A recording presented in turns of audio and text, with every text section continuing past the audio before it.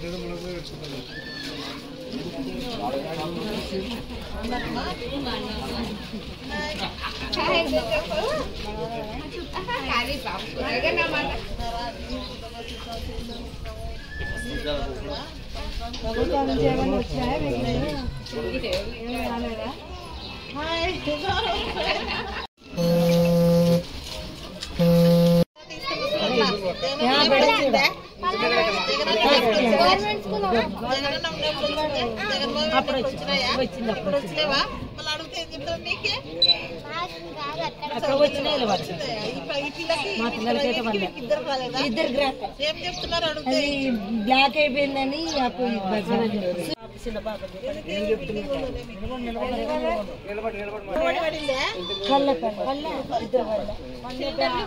సిలిండర్లా ఏంది లేదు మేడమా, ఏంది లేదు.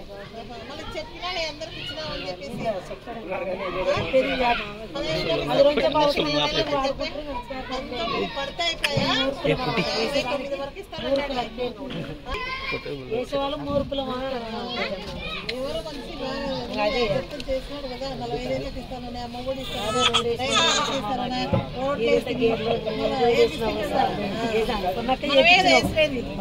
వేసినాం అలా.